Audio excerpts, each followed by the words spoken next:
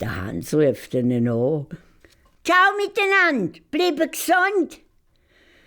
So, das wär's wieder mal gewesen. Aber gruseln tut's mir immer noch nicht.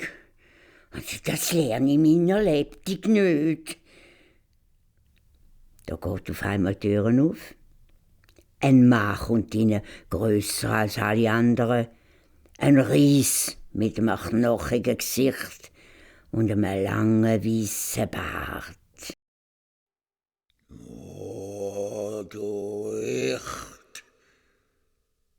Jetzt wirst du spüren, was Gruseln ist. Du musst sterben. Ich will dafür sorgen, dass du Pfüderi nicht lebendig da zu dem Schloss rauskommst. Aber der Hans hat keine Angst gehabt und hat den Ries ganz frech angeschaut. Aha, so eine bist du. Du gell, du. Mit so einem wie du werde ich schon noch fertig. Ich bin viel stärker als du. Man sieht mir's nur nicht an. Der Ries schaut mit seinen feurigen Augen wild auf den Hans ab.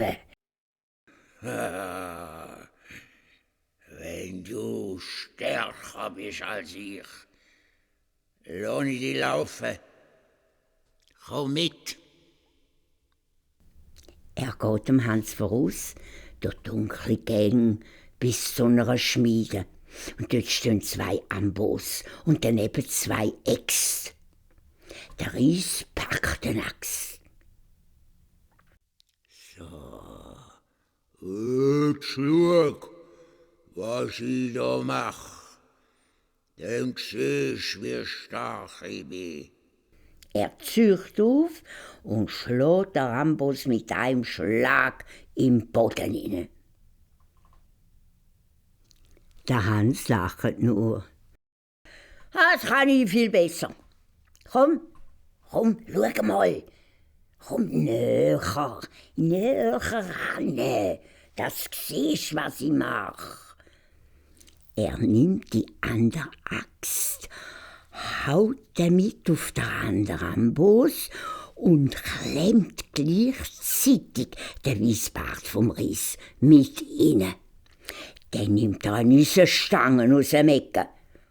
So, die lasse ich dir jetzt auf dem Rücken umtanzen, dass du merkst, wer der stärker ist.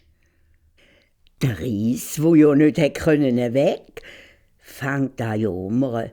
Nein, mach mir nichts, das tut doch weh. Bitte, lass mich los. Du musst nicht sterben. Ich lass dich leben, mach dich reich.